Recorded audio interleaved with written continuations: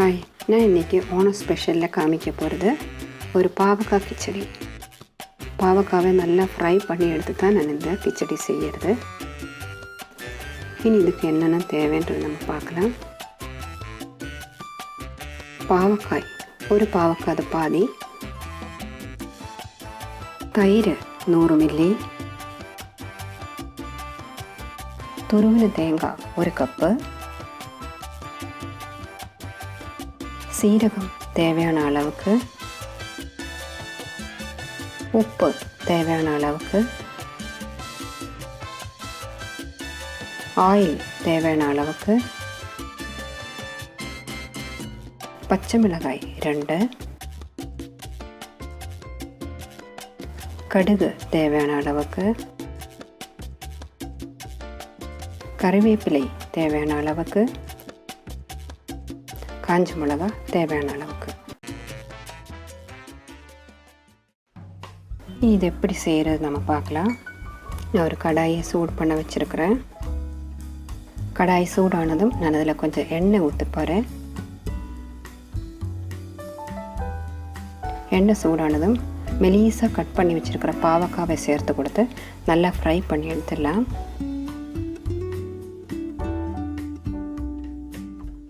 பாருங்கள், பாவக்காயெல்லாம் நல்லா ஃப்ரை ஆகிட்டுருக்குது. நான் இப்போ எண்ணெயிலேருந்து எடுக்க போகிறேன். இப்போ நான் இந்த கடாயில் 1 ஸ்பூன் எண்ணெய் விட்டுருக்குறேன். இந்த எண்ணெய் சூடானதும் நம்ம கொஞ்சமாக கறிவேப்பிலை சேர்த்து கொடுத்துடலாம்.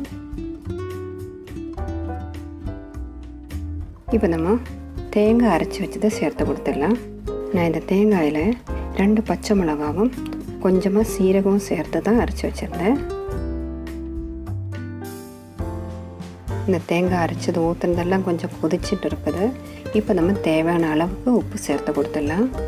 பாவக்காய் வந்துட்டு கசப்பாக இருக்குது, எப்படி சாப்பிட்றதுன்னு நினச்சிடாதீங்க. இது அவ்வளோ கசப்பெல்லாம் இல்லை, ஏன்னா இதில் பாவக்காய் ஃப்ரை பண்ணி தான் போட்டிருக்கிறது. கொஞ்சம் கலர் கம்மியாக இருக்கிற பாவக்காய் இருந்தாக்கா நல்லாயிருக்கும். எனக்கு அது கிடைக்கல. கொஞ்சம் டார்க்காக இருக்கிற கலரில் இருக்கிற பாவக்காய் தான் கிடச்சிருக்குது. பச்சை கலர் அதிகமாக இருக்குது இந்த பாவக்காயில். இப்போ நல்லா கொதித்து வெந்துட்டுருக்குதுங்க தேங்காயெல்லாம். இப்போ நம்ம இதை இறக்கி வச்சிடலாம். நான் இங்கே 100 மில்லி தயிர் எடுத்து வச்சுருக்கிறேன். இது இப்போ ஊற்றி கொடுத்து நல்லா மிக்ஸ் பண்ணிவிடுவோம்.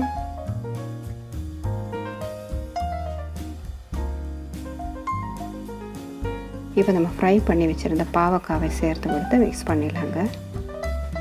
இந்த ஸ்டேஜில் தேவைப்பட்டுச்சுன்னா உப்பு சேர்த்து கொடுத்துடலாம். இது இப்போ ரெடி ஆயிடுச்சு.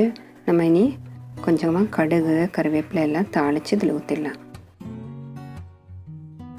நான் ஒரு கடாய் சூடு பண்ண வச்சுருக்கிறேன். கடாய் சூடானதும் நான் அதில் 1 டீஸ்பூன் எண்ணெய் ஊற்றுறேன். எண்ணெய் சூடாகிட்டுருக்குது. இப்போ நான் கடுகு சேர்த்து கொடுக்குறேன். இப்போ நம்ம கறிவேப்பிலையும் காஞ்ச மிளகாவும் போட்டு கொடுத்துடலாம். இது இப்போ ரெடி ஆயிடுச்சுங்க. நம்ம கிச்சடியில் இது ஊற்றிடலாமா? நீங்கள் எல்லோரும் இதை செஞ்சு பாருங்கள். உங்களுக்கு இந்த வீடியோ பிடிச்சிருந்தா லைக் பண்ணுங்கள், ஷேர் பண்ணுங்கள், சப்ஸ்கிரைப் பண்ணுங்கள்.